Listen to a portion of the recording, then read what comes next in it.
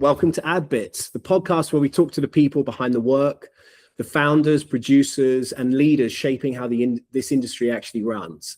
Ad Bits is powered by 2.0 Film. I'm the London-based EP. We cover Slovenia, Croatia, Serbia, Northern Italy and Austria. Fast turnarounds, top-tier crews, standout locations. If you've got a bid coming up, give me a call.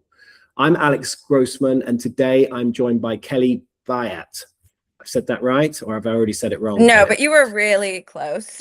I was close. Bayett, I'm hoping you get that all the time, rather than me just being useless.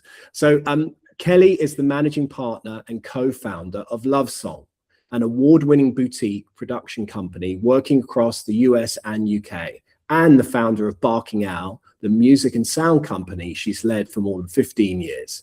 Across her career, she's picked up Cannes Lion, Clio's, a Cyclope Grand Prix, British Arrows, Emmy nominations, and multiple Ad Age honors, including Music and Sound Company of the Year and Production Company to Watch. She's also been featured in Forbes and Entrepreneur, named a Campaign 40 over 40 honoree, and built two highly respected creative businesses without taking the traditional college route.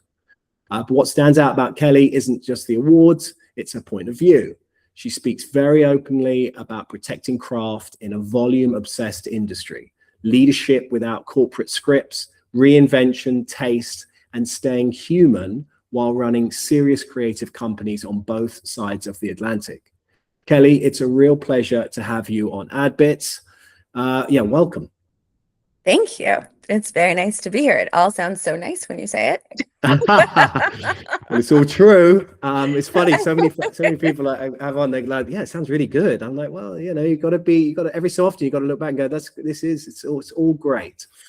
Yeah, exactly. So the first section is sort of about reinvention. And I love this because I saw this when we were initially talking, when I reached out to you initially. You recently shared a Bukowski poem about inventing and reinventing yourself and staying out of the clutches of mediocrity. Why does that resonate with you right now? It's something that has kind of resonated with me my whole life, but then feels so much more relevant right now. And I think that I do get bored kind of easily. And I think you always need to kind of reinvent yourself in some way, whether you're even as a human being, you have to do it. You have to find new things you're interested in. You have to find new parts of yourself. And I think it is so easy to be in the middle, and it is so much harder to be exceptional or curious or focused. And I think that in our industry right now, there's a lot of mediocrity, and a lot of that, I think, comes from fear. And a lot of people are so afraid of losing their jobs, whether it's to downsizing or AI, that people are really afraid to do something interesting or different. And it's so crazy to me because doing something in the middle just dies and it disappears and nobody cares. And I say this all the time, but you can say the brand name 15 times and maybe somebody remembers it, but do they care about it? Probably not. And so it's a really interesting thing because I've been in this industry for a very long time, and I was in it kind of late 90s, early 2000s, and working with some really incredible directors and agencies that really pushed their client. And it was a very different time because there was an agency of record too. So there was safety in that communication and there was safety in that relationship. And so agencies were much more comfortable pushing their brand or their client to do something risky because there was a relationship that they could count on, because they were in a contract for a few years together, and it builds trust and it builds all of these things that make beautiful work. And you don't see a lot of that work now. And I think a lot of it is there's not a lot of agencies of record. So you're kind of auditioning each time that you're out there.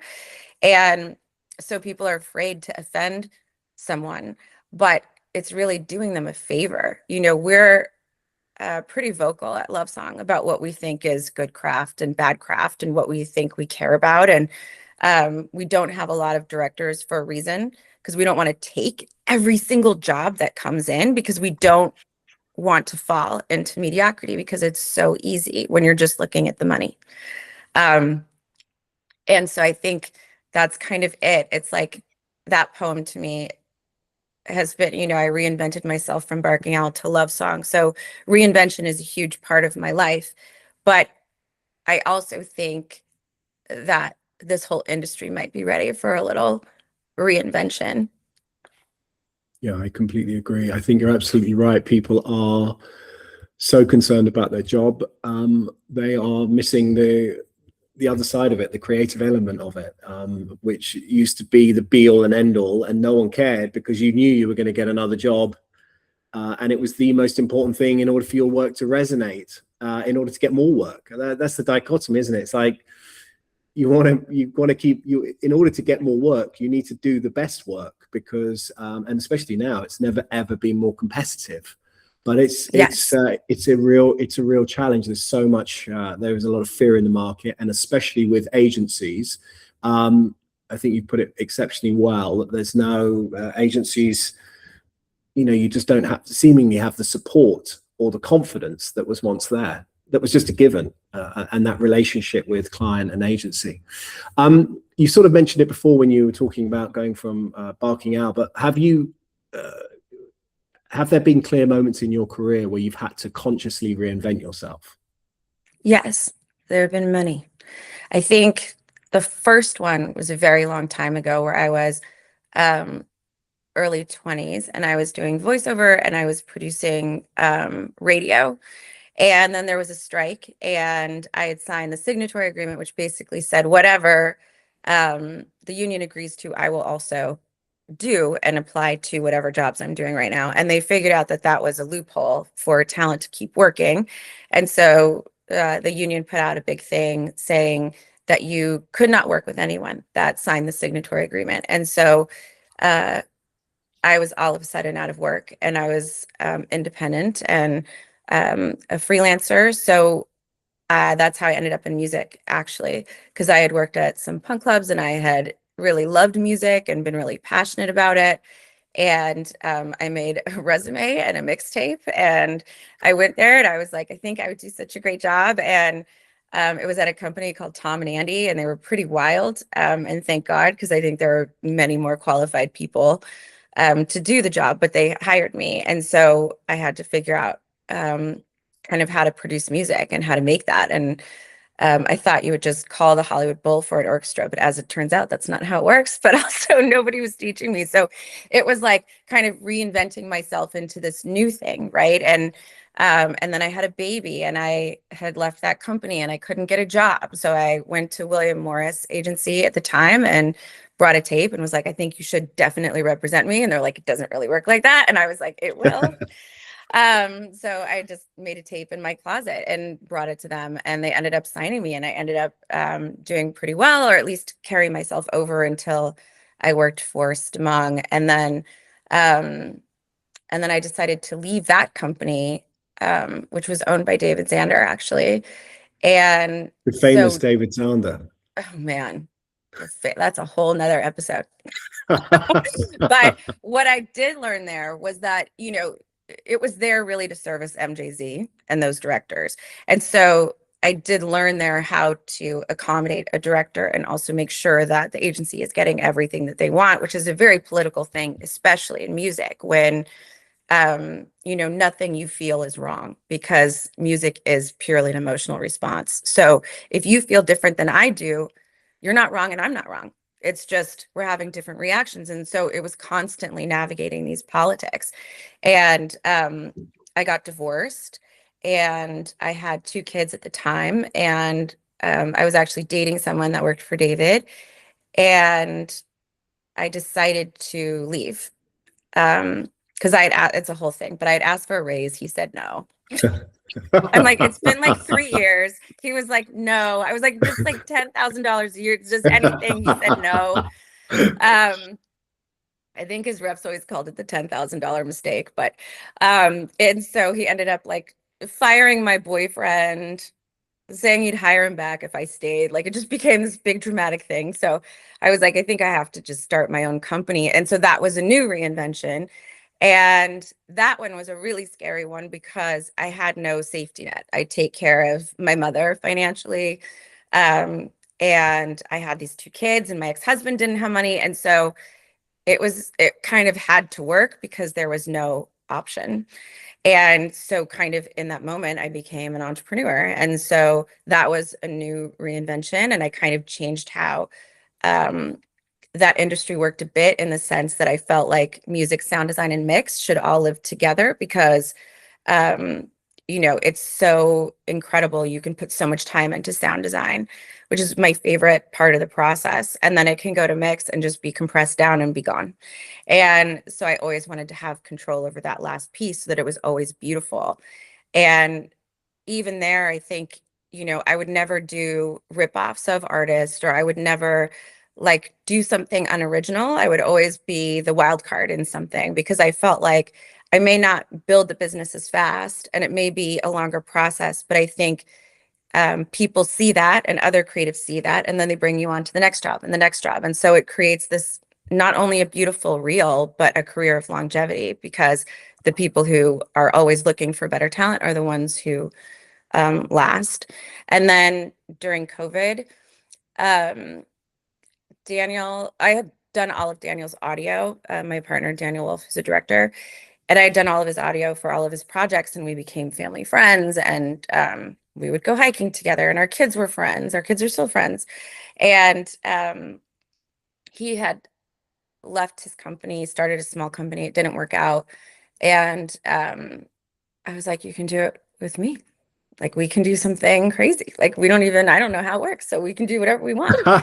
And he loved that idea because he's very punk rock himself. And so he did have to teach me a lot, because I really didn't know anything. And I made a lot of mistakes in that first year because it's so different. And now I'm pretty good at it. But it was a pretty big reinvention, that one, because that was just moving to a very different sector that isn't generally done much in our industry, and especially as a woman. But I've been really fortunate to kind of work with the best people who have always been so supportive of anything I've started or done, and really believed in what I believed in. So that was really nice. Well, you've managed to make a massive success out of it. I mean, you should be thrilled. I mean, everyone knows about Love Song. It's amazing how a company just comes along, because it's not normal in the industry, like you said, as you know, for that to happen. And when I'm looking at the companies, and I talk about companies now, Love Song's definitely one of the top companies I talk of, which is fantastic. So it's really interesting to hear that background as well. I think you're doing an amazing job. Thank you. And this is still on reinvention, and does a reinvention feel different when other people's livelihoods depend on you? I suppose from what you've told me, you've sort of moved on for specific reasons, but rather than leaving a company saying, I'm going to go, you've kind of answered that. Or is that the case? Yeah, I mean, I did sell Barking Out. Yes. And eventually, because it was too much to keep both. And I did feel like I could take Barking Out as far as I had taken it at that point, and that there was so much room for it to grow, but I couldn't do it anymore. And there's so much that I miss about it, because that was like my creative outlet, because I'm a musician also. So it was always like really fun, and it's a very different kind of business. But I did, in the sale, make sure that everyone was taken care of, and that it wasn't going to be layoffs. It's like everyone was so good to me that worked there, and everyone was so incredible, and I was so grateful at all times to have them around me. And so selling it was actually the most emotional decision of my life, and what I was not going to do was let anyone get screwed over, which by the way, the buyer, he didn't ask me to do that, but it was something that was always top of mind in that. And I was depressed actually after the sale for kind of a long time. And I just didn't realize what it meant, I think, emotionally, which is it's a very big deal when it's a company that you've really nurtured and built from nothing with people that you love. Completely. And it just takes over, and it's your life really, isn't it, for a very long time when it's your business. So the next section is about self-taught and risk. you didn't take the traditional route into this industry, no college, no obvious ladder, and yet you built 2 award-winning creative companies. What did being self-taught give you? I think I didn't know better. And I didn't really have business school to tell me what my steps should be or what things would look like or how I should move or how I should talk. And one thing Xander used to say to me all the time was that I was so unpolished, and he wished that I was more polished. And I was like, oh, what, you mean like fake? It's like, no, I don't mean fake, but like, I wish you just were more polished. But it's just not who I am. And I've always shown up pretty authentically. And I never knew better. I was very naive, I think, going into a lot of situations. And had I known what they would be or what they would look like, maybe I would be more scared of them. But probably not, because I don't really get scared of things very easily. But I think that's probably my superpower, is that I really had no idea how things should work. I think that's for some people with the confidence and the drive, it's the only way. Because if you did know, you wouldn't start in a lot of instances necessarily. Yeah. It sounds scary. It stops you, doesn't it? Because you just think, oh, there's just, you become overwhelmed. Whereas if you're on a mission, it's a whole different energy. And I think you do have to work harder. Like, one thing I didn't get from college, which was something I was always like seeing my friends have, were these amazing, and I'm even seeing my own children who are in college, creating these incredible networks of people, right? Then they'll stay together their whole lives probably. And, there's this, oh, you went to this school. Oh, I went to this school. There's always this thing. And I was never a part of those conversations, and I didn't have those relationships. So I was always kind of winging it on my own and trying to figure out a way in. And a lot of that was just, I knew that I would work harder than anybody else. And that was kind of sometimes all I could bring to the table. That's really interesting. And did it shape the way you think about risk? Yeah, you know why? Because made you fearless, no? Yeah, I never really thought about risk, to be honest. So it was never, what was scary about starting Barking Owl was no financial stability. But what was scarier to me was letting somebody else dictate my future for the rest of my life. And so my personal opinion was that risk was in staying and not in going, because I knew that I could make money and I knew that I could determine my own fate. It's funny. I thought I'm going to ruin this quote, of course, but I just saw a thing from Warren Buffett yesterday. I think I read it, and it really resonated with me. It's about, you may have already heard this, of course, but it's about the idea that most people can't imagine spending 3 years working relentlessly to build a business, but I'm more than happy to work for 40 for someone else. And it's this whole, I just think that it stuck with me. I kind of, you hear these quotes all the time from lots of brilliant people, but it just, the other day I heard it, and it seems so relevant to this, and it just seems so relevant for everything, really, doesn't it? Yeah, it does. And do you think this industry sometimes rewards people more for staying in their lane than for building something new? Yes, absolutely. There's safety in that. I think I'm a bit of a wild card. Nobody knows what's going to happen, right? And that makes people very nervous. Where if I just stayed in my lane the whole time, then probably they would feel better or more comfortable, I guess. Yeah, I mean, I think industry likes the same. It does. It's just, for all the reasons. Okay, so now we're going to go on to craft versus volume, which is something you touched upon. There's a lot of conversation right now around AI, efficiency, and content at scale. But your perspective often feels like it's pushing back against something deeper, which is the normalization of mediocrity. Do you think the industry is drifting towards safer work? Of course I do. And that's why when something amazing comes out, like, I mean, I don't know when your podcast came out, probably whatever, but like the Oscar Hudson Coinbase thing that just came out, it's exceptional, right? And it is all craft. And when something like that comes out, then everybody notices, because you're trying to figure it out. Like it's shot practically, but it kind of looks like maybe it isn't. And you're kind of really studying this piece and you're in it. And everybody that's seen it has been like, oh my God, this is crazy.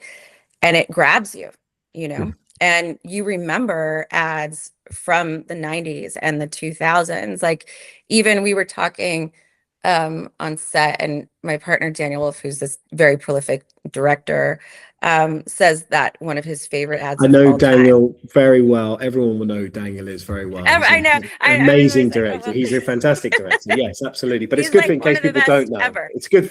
It's good for people who don't know necessarily, because there will be people who are the names. But yes. Yeah. I mean, I think he's brilliant, right? I saw He something is. of his.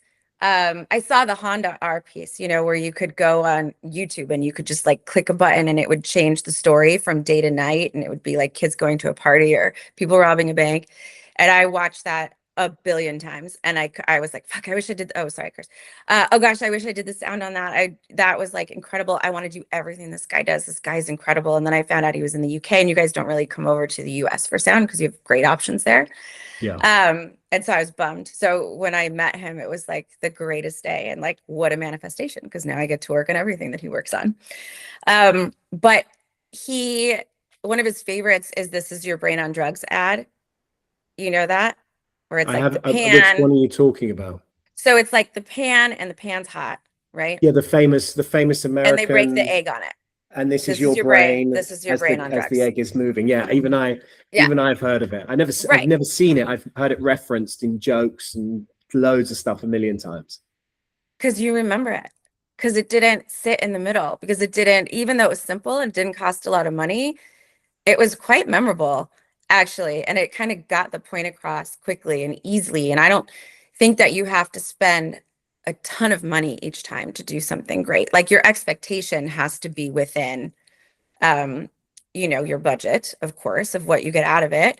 But you can write something quite clever and not need a lot of money. And I think, you know, my kids are part of generations that have been marketed to their entire lives. And I remember my daughter, who's 23, went to it was like middle school career day.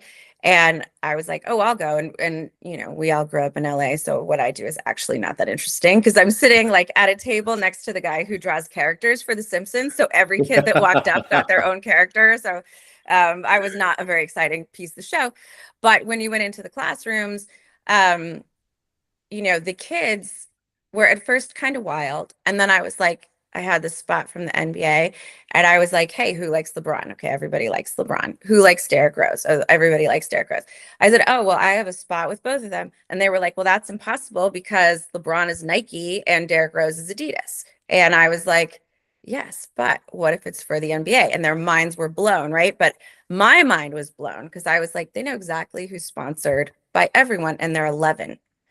And that was 12 years ago. So it's like whole generations have been marketed to, and they're very aware of what's going on, and they're very aware of being talked down to. They're very aware of pandering. They're very aware of what's good and what isn't. And I think one of the greatest things that was done by us recently was the Beats ad with I Show Speed, the I Kung Fu was film. literally just about to ask you. The question was, you worked on Beats and I Show Speed film, deeply crafted piece, nearly 5 minutes long, aimed at a young audience of people, often assume only want shorts, disposable content. And I was literally going to say, why do you think that film resonated so strongly?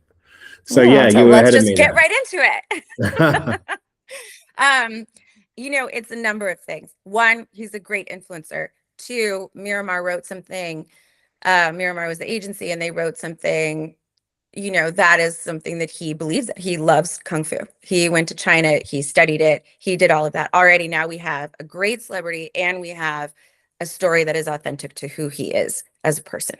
Then it has everything he's good at, like stunts and acrobatics and comedy, and it's fun, wild characters, and it was shot incredibly well by Normally, and Daniel directed it.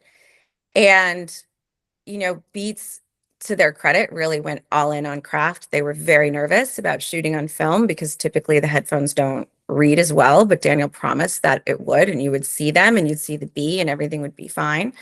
It used a really interesting piece of music. It didn't go with a piece of music that everybody knew. And so the people that knew that piece of music felt like they were in on something.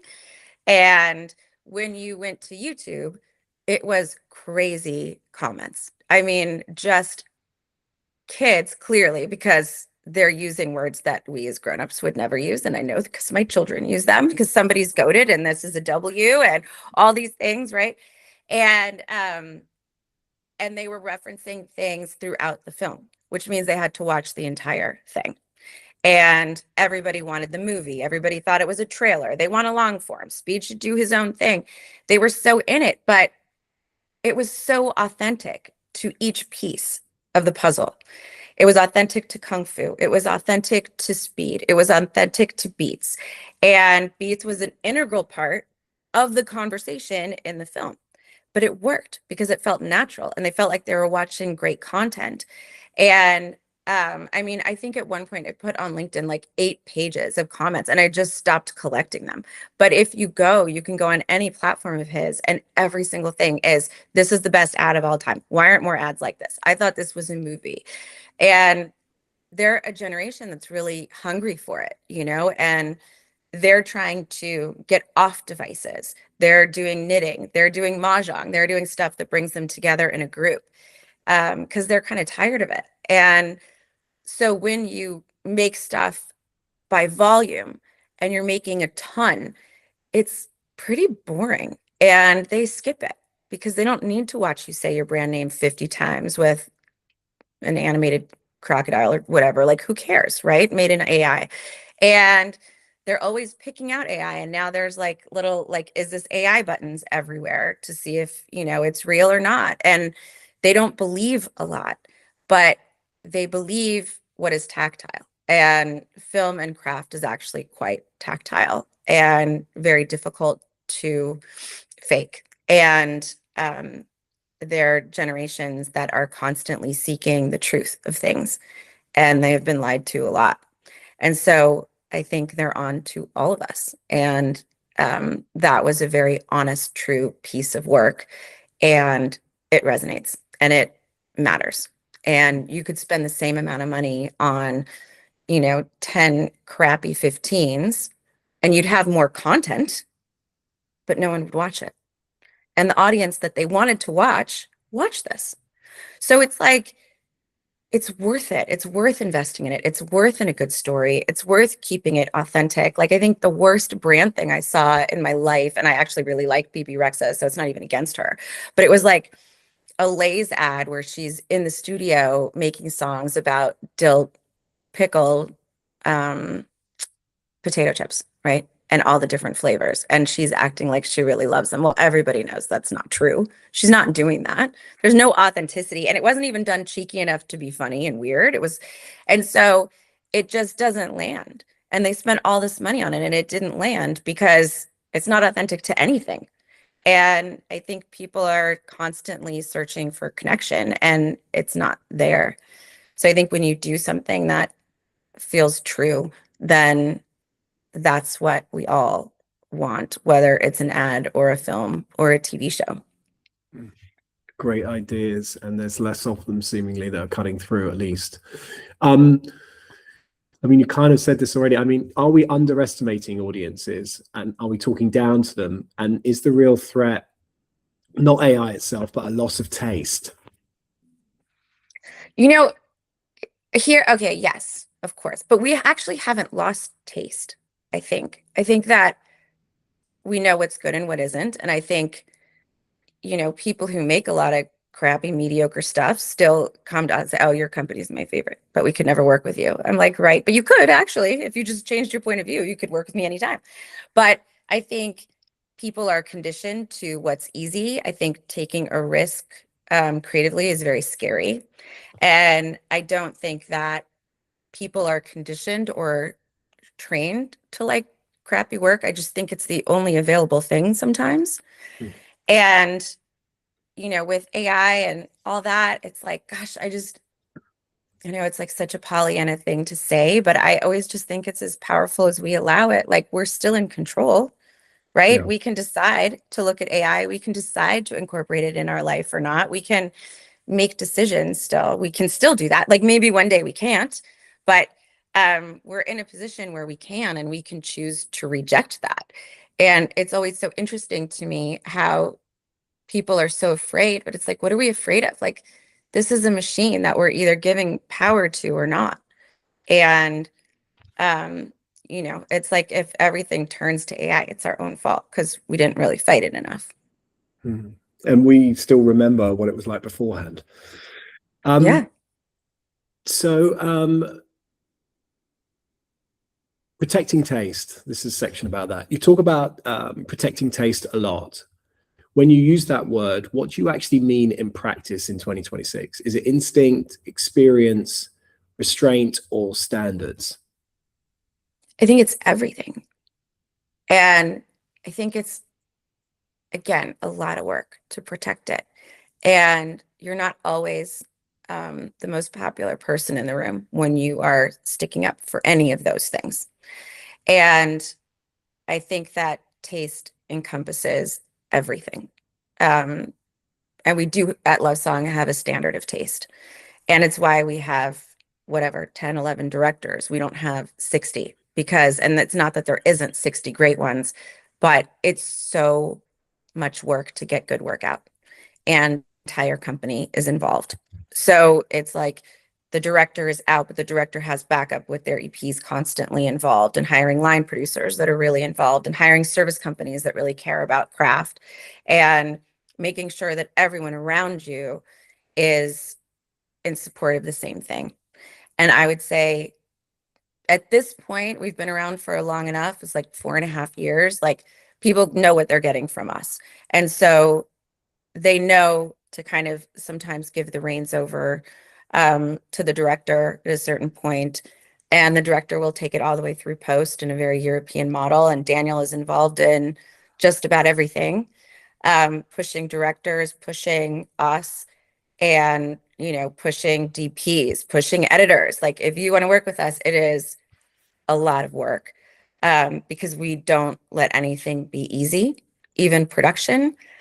But it also, in a weird way, doesn't have to be hard. It's like challenging, right? But if we're all in it together and we all have the same vision, then it's not the worst thing in the world. It's actually quite wonderful because you're very proud of what you're doing.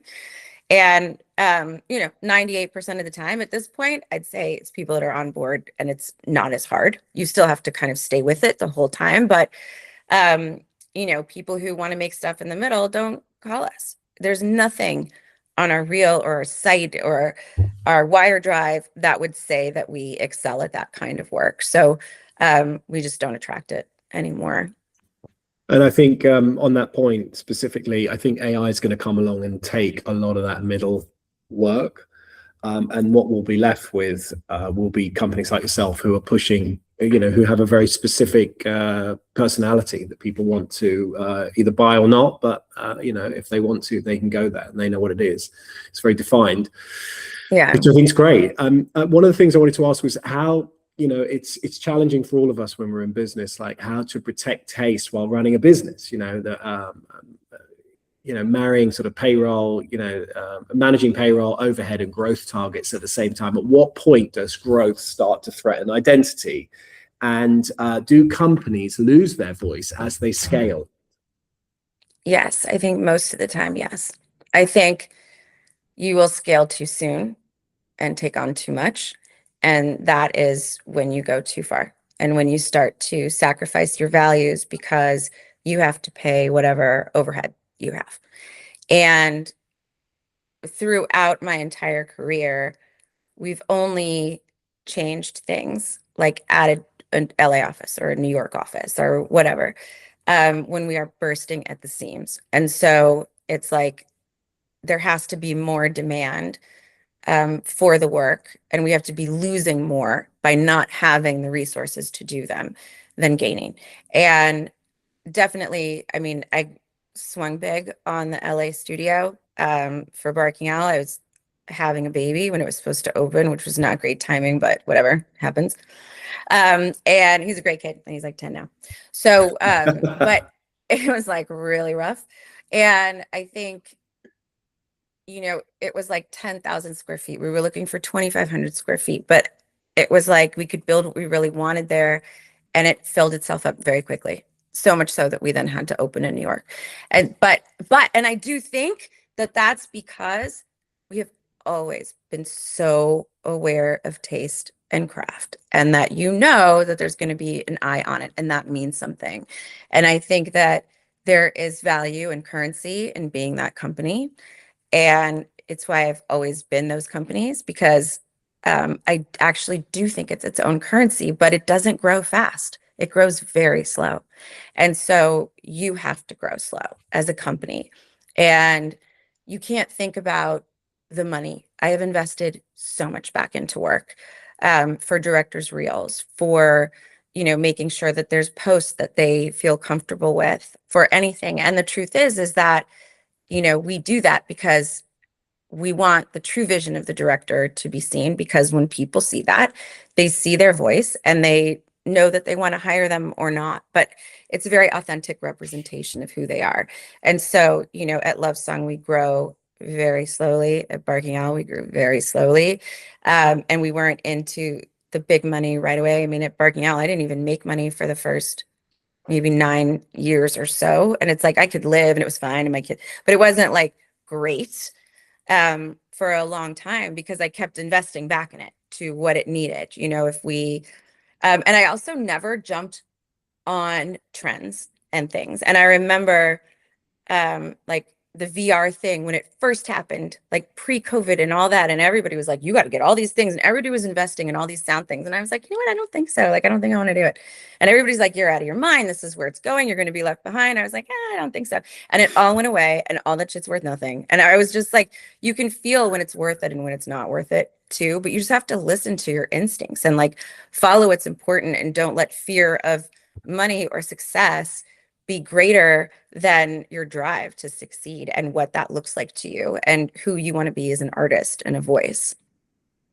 I so remember all the VR stuff, and companies that we know well who had VR, divisions open up. And, Yes. it's like, I find it fascinating, how these things, everyone's convinced this is going to be the thing.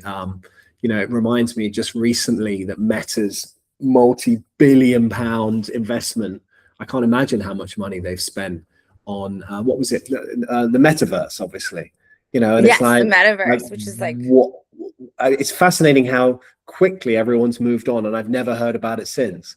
One of them, this huge company has changed, it's changed its name to that, and now it's all about AI, and we're not going to talk about the metaverse ever again. It's fascinating. I mean, as it turns out, no one wanted to live there, right? I mean, because the people which is interesting, had a choice, and they chose to not, and it's not successful. And that's kind of, I'm so curious about AI, because I think there's ways it can help us and be great, and then I think there's ways that it's really stupid, and so I'm kind of curious about that. Like, what are we going to actually accept and reject from that? Yeah, I think I couldn't agree more. I find I'm a big, I'm someone who's quite ahead with it. Things, I'm quite early with things, let's say. And I was really, AI, I think it's amazing. It's got some amazing things, but for a little bit of time now, I'm like, you're lying to me. Mm-hmm. I'm like, you're great, but you're literally lying to me about this. And and I'm going through this new stage of, it's great, but I don't trust it as much in the way I did, where I was blindly going things, this is amazing, and ChatGPT came out and all this, and it's interesting. I'm very interested to see where this will go and where it lands, and we'll go, right, it does this, but it doesn't do this. And also the connection you were talking, the human connection. There's a lot of generative AI short form films coming out. You can see all of that, and it still looks really early to me. And I think that we'll probably have that. There'll be a happy medium of people, amongst it, but I can't imagine, well, I hope we don't move fully away from that, and I can't see that at the moment. I think it will be we'll go the other way, but who knows? We had a job in AI, like where they wanted to do face replacement in AI, because we couldn't get the celebrity for long enough, or the athlete, whatever, and it was so much work, and it needed more images than traditional face replacement. It was like, it was going to be an hour and a half of this person's time. And it's like, we could just shoot, like, what are we doing? And in the end, it looked horrible. And I was like, we are so far, guys. And it was so expensive. And I was like, what is this? Like, is this an exercise in stupidity? Because this is not working. Let's just go back to kind of what we know works. The traditional way is actually better, at least for now. Completely. Okay, so we're going to talk about the final bit of it. Really is talking about human leadership. You've spoken openly about perimenopause, running businesses, raising children, even crying in meetings. Yes. That's not typical executive language. And why be that open? Would you say leadership's become too polished? And also, I was going to add, like, and what does strength look like to you now compared to 10 years ago?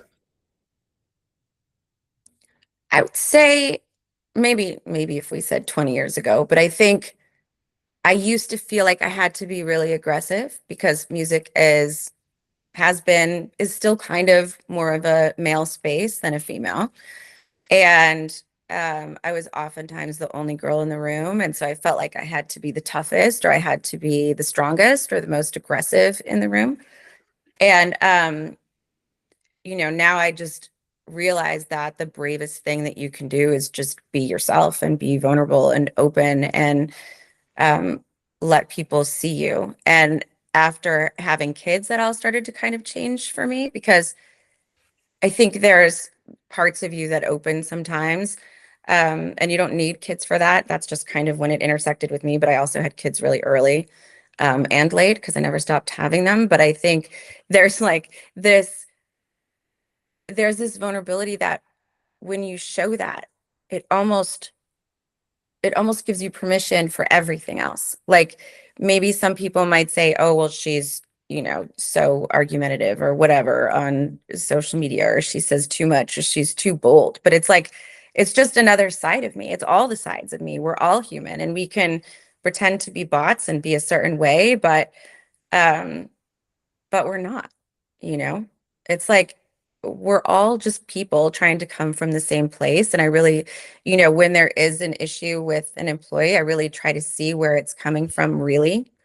And a lot of times, a lot of the issues are around frustration and lack of communication. And that's so easy to fix. And I think when I am more human to everyone, it's a much warmer place.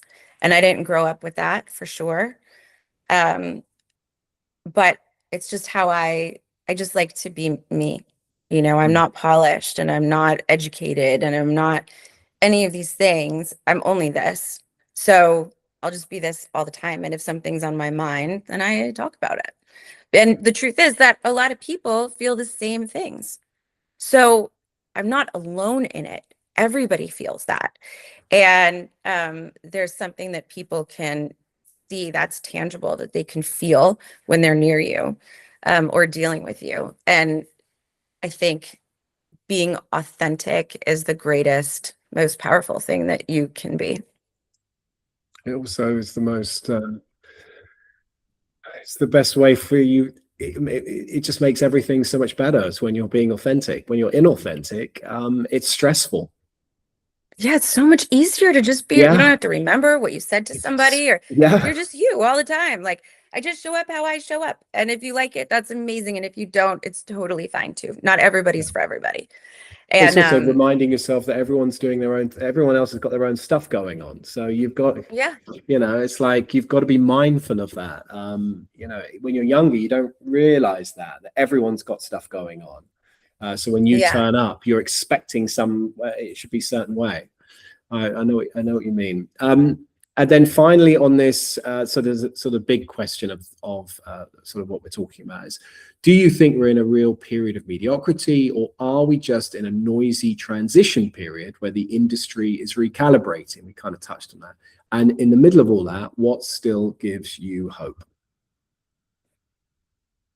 I think that there's a bit of a rebellion against all of this mediocrity. I think with all of these companies kind of merging and these giant holding companies, really incredible independent agencies are coming out of it. And they have a great point of view, and they're really collaborative. And, you know, for them to succeed, the creative actually has to succeed, because otherwise nobody's going to see it and they'll die, right? And so where at a bigger holding company, we might be treated poorly, right? What happens at an independent is that, you know, like at a Miramar or a Nice and Frank or one of these companies, you become a partner with them in a lot of ways. And we're all working together to get what we want out of the project. And we've done incredible work with small agencies and independent agencies. And we've done some great work with holding companies too. Like, I don't want to say we haven't, because we absolutely have. But then, you know, within those holding companies, there are people who still really care about pushing that creative forward. And those are the people that you have to find. And those are the people that give me hope. You know, all of these small agencies, those within the holding companies that are really pushing for craft, all of that gives me a lot of hope. And I think there is going to be a resurgence of it, because otherwise there won't be so many independent agencies. Because if they're all putting out mediocrity, then they're going to go away. Like, I haven't worked with Isle of Any, for example, but I think they do great work, and they sell clients on really interesting things. So either they're great at selling things to clients, or they're finding the bravest clients, or maybe it's a combination of both. But the only way the work is actually great is if the clients sign on to it and go for it. Like you said, if there's the client, you know, if you're a brand owner and you see some great work, you're going to want to go after the people who've done that work. If you're seeing, you know, and if there's all this mediocrity, that these things will stand out, and you'll be chased down for it, which is, I think, it's a natural way of the way things are going in the industry, it would seem. I think it's always been like that. It's happened to us a lot also. Yes. Where brands will seek us out, especially after Claudia, which was a piece that Daniel directed with Mother, who was great, and made amazing choices throughout that process. Like, that music was like, just, they made great choices. And you know, a lot of tech brands were reaching out to us directly, like, we love this, how do we get this? I'm like, well, it's more than $100,000. Here's the first clue. But you know, it's just, there's an interest in it and an excitement in it. And, you know, brands get excited by good things. If they're lit up watching it, they know that their audience is going to be lit up watching it. 100%. All right. So Kelly, thank you so much. That was thoughtful, honest, and genuinely refreshing. I've actually got that written on a script, but I knew it would be. So it's well, thank God I lived up to it. Really good. Alex. No, it was good. You did have you had a pretty high bar, to be fair. So if you enjoyed this episode of AdBits, follow the show and share it with someone who still cares about standards in this industry. AdBits is powered by 2.0 Film. I'm their London-based EP. We cover Slovenia, Croatia, Serbia, Northern Italy and Austria. Fast turnarounds, top-tier crews, standout locations. If you've got a bid coming up, give me a call. I'm Alex Grossman. See you on the next one.